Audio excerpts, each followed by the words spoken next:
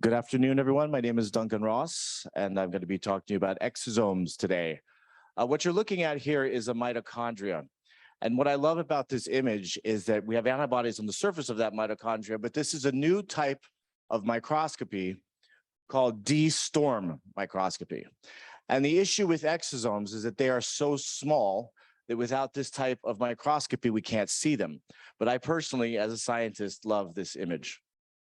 So again, my name is Duncan Ross. I am the founder of Chimera Labs.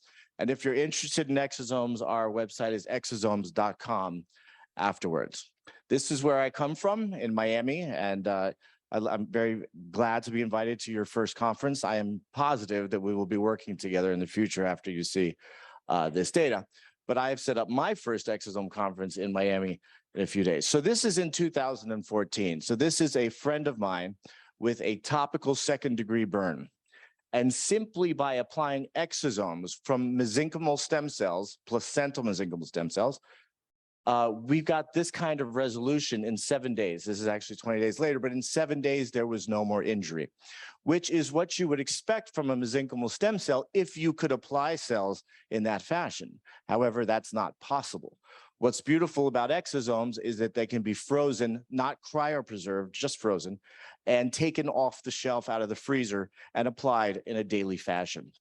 And what we're doing really is we're stopping the inflammation at the beginning of this process and allowing normal non-fibrotic proliferation over the next few days. So what I find so interesting about this is I read this paper a long time ago, and I found it so interesting because as many people in this room, I started with stromal vascular fraction from adipose. Then I started culturing the cells to have more mesenchymal stem cells.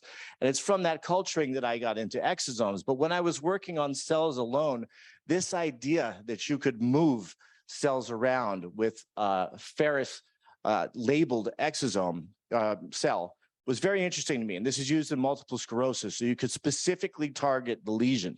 So coming here is kind of bringing that idea back around. And you could imagine a superparamagnetic iron labeled exosomes in the future, and hopefully we can get there. So what we're looking at is these very tiny exosomes that are being taken up by a cell here. And this is using that same microscopy here. So they're very small and taken up very quickly. If you think about what their distribution would be with a cell, normally the cells are caught in the lungs. We know this. Why? Because the lungs are like bone marrow. They are in an area where bone is made. So that's why they think they want to go there. But if you look at MSCs in a normal mouse, you will get MSC exosomes in the spleen and liver. They're able to traffic through the lung. If you have an injury, say in a kidney, they will also traffic to the kidney. And I'll get to why in a second.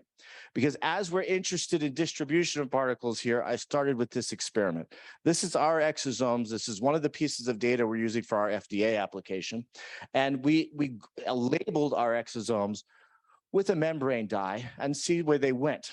So at 0 hours, we see to 4 hours, the exosomes are given IV, and you can see they traffic to the spleen. But they also traffic to the brain. So now, if you look in the next image, I got kind of lucky here because these 3 mice are correct. IV administration, they're then taken up in the spleen. But this one was a mistake. In this one, the operator did not get the exosomes into the IV, they got them subcutaneous. And you see that they remain there, but they also traffic because they're so small. They go directly in the lymph, they're taken down, and you can even see, though, that there are some exosomes in the brain. So if you have a tool to work with the dissemination of those exosomes, push those surface exosomes farther in, or anything to that effect, that's very exciting for me. And just to prove that I've been thinking about this for a long time, I own two of these piezo waves. I own a shock wave. I had heard that there was a machine like this out here, but I had never seen one. The issue with this is if you're going to treat a tendinitis or plantar fasciitis, for instance, I require that you use some kind of shockwave therapy prior to using my exosomes because I don't like failure. I mean, I have to have positive patient outcomes. The issue with this is you'd have to do this 5 days prior to the administration of my exosomes. So, which makes me very questioning what the convolution of these multiple uses are going to be. We also talked earlier about ultrasound, therapeutic ultrasound. I have been working with this clinical professor from the University of California to try to demonstrate that by targeting focused ultrasound to specific parts of the brain, we can cause an increase in the blood-brain barrier opening and the exosomes crossing it. And I've done these rat models using their machine at the City of Hope, and we have demonstrated that indeed we do open the blood-brain barrier with this, and the exosomes proliferate past. In this case, we're trying to target a cerebral palsy child and target those exosomes directly, and this is one of those types of things. But you can see that when you do target that energy there, you do get an increase. So I've been thinking about this for a long time, and it's nice to see that there's new methods. So how did I come across this idea of an exosome versus a cell?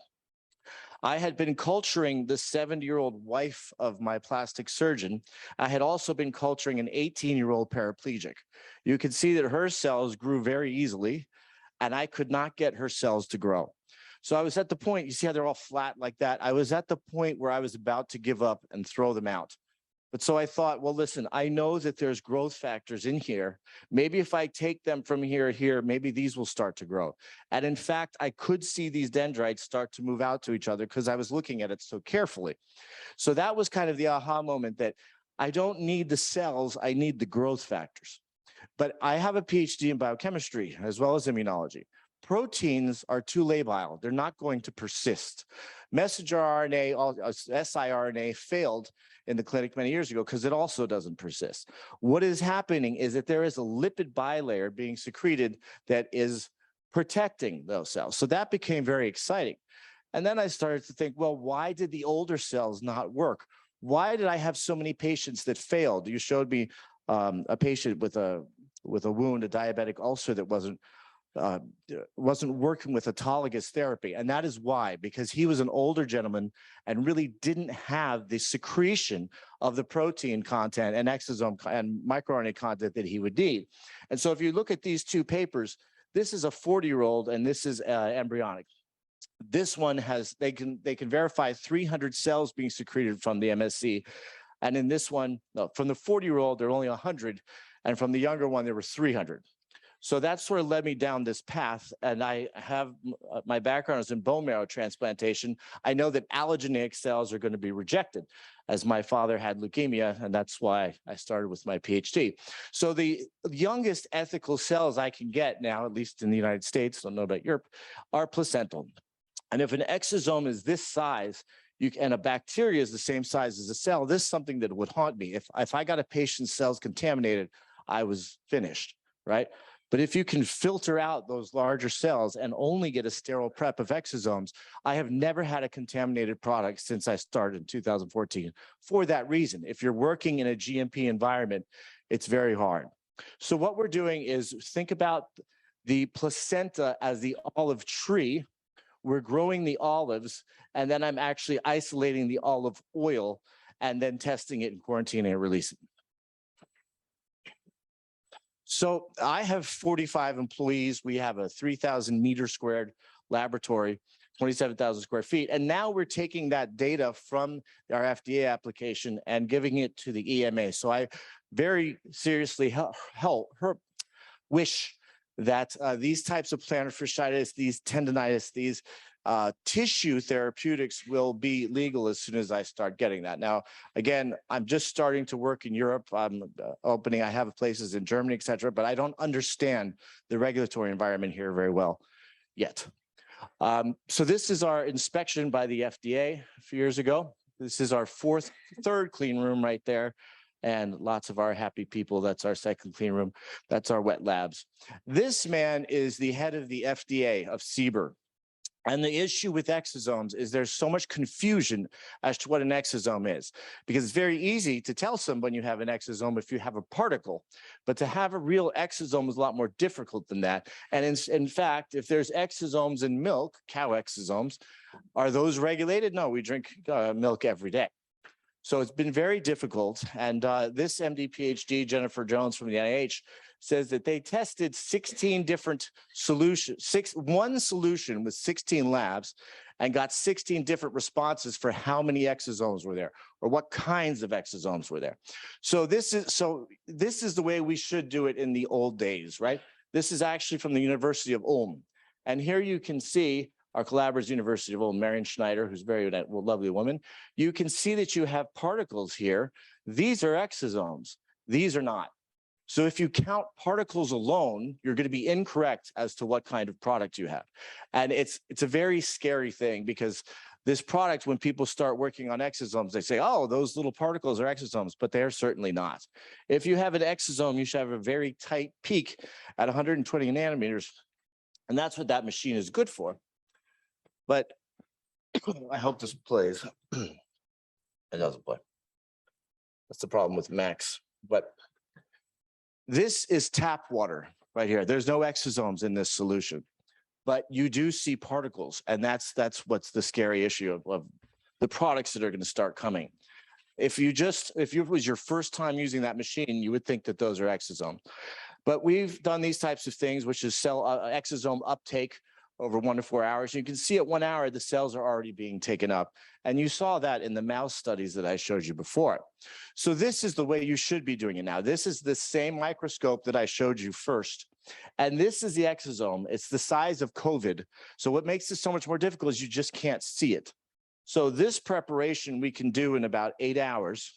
We can see the surface markers, CD81, CD63. Sometimes you'll see CD9, depending on the exosome prep you're doing. And now that's just the surface markers, but at least it's much better than just looking at particles. You can see here CD9, that's beneficial. That shows a younger exosome. So what we have is, now we know that we have an exosome, but what's more important is the cargo of that exosome. Here we have microRNA from different lots, and you can see a lot of them were spoken about today, or will be. microRNA 21 and 100 repeated over and over again. If you look up that microRNA 100, you'll find a great amount of data on it. And interestingly, the exosomes are a lot more about microRNA. They're very small RNAs, and the world is starting to come to understand that now. This is a characterization of our exosome versus other claimed exosomes. And you can see that there's no RNA in those. Now, they're confused because they have particles, they have protein, but if you have no nucleic acids, you don't have an effective product. It's like having a Moderna or a Pfizer liposome with no RNA in it. What would be the good of that? So that's something you should look out for in the future. Because of that, we've devised this formula where we take the RNA concentration, we take the protein concentration by high performance liquid chromatography of the exosome section. We put that over total protein concentration. We multiply it times the volume, and we multiply it times a factor of an in vitro test to show anti-inflammation. Other interesting things is there are actually TNAs in there, as well as microRNAs, pieces of those. And if you think, what does a baby do? A baby grows, a baby is anti-inflammatory, and a baby doesn't get cancer. So in many types of cancers, not breast, but say a colorectal cancer, pancreatic, there are losses of microRNAs that can be demonstrated. In this paper, there's a loss of 12 microRNAs. 7 of those microRNAs are in the exosomes. Why? Because a baby has normal functioning. And if you see this microRNA 100 I was talking about there, it's shown to stop emphysema, or COPD, EPOC in Spanish, in laboratory models. We also, when trying to demonstrate our anti-inflammatory outcomes, we look at NF-kappa B, we look at IRAC, we look to see if we're stopping these pathways to see if we have an effective product. So if you look here, the exosomes are blocking IRAC1 expression, as well as just one microRNA on its own. This is a typical kind of a thing, TNF-alpha expression with LPS in vivo, so we can see the anti-inflammatory products of it. And we've tested many other things, NF-kappa B. This is the tumor information. I can't spend too much time on it. I don't have that time, but it's something to think about in the future. We work now with microneedling. We work with different types of gels, hydrogels, PRFM, PRP. It is good to encapsulate the exosomes to keep them from moving around. And now let me get you to some therapeutic clinical pretty pictures. So we're working quite a bit on hair restoration. We do quite well with that. This is 7 days. Her dog bit her 20 days before her wedding. And that's how we had her 7 days later. That's by a doctor named Chernoff in Miami. This is an interesting outcome. We've been able to stop keloids for 3 years going out on more than 200 patients. Why? Because we're replacing what they're not doing right, just like a baby. Here's another example of that. That is a horse, and you'll see this wound. This is 30 days, and you can watch that wound resolve by topical application, which is pretty amazing. And now this is human exosomes. Why isn't there any kind of rejection? Because you don't have MHC class 1 on the surface of the exosome. It's too small, and so therefore it's not immunogenic, which is a benefit over cells, which I was always worried about. So when I started to think of all this in 2014, I got very excited about what the future possibilities can be. But we use it quite a bit in aesthetics. Another reason I'm excited about Europe is because I feel like there may be less regulation for its use in like I said, tissue therapies. So we're doing quite a bit of aesthetic use over in the United States. We have a COVID application into the FDA. And we're having alopecia areata is being caused by all these patients with COVID and long COVID. And we see that can resolve in as quickly as 30 days. It's very striking how quick that can happen. But again, that's an inflammation-based problem. And where is inflammation? It's in the lymph nodes. These exosomes, when put into the head, they traffic to the lymph nodes. So keep that in mind when thinking about targeting or pushing products. You want to push it to the lymph nodes in the case of inflammation. So we're just about done here, but you can see these later on if you want. That's the exosome conference we're doing, and thank you very much.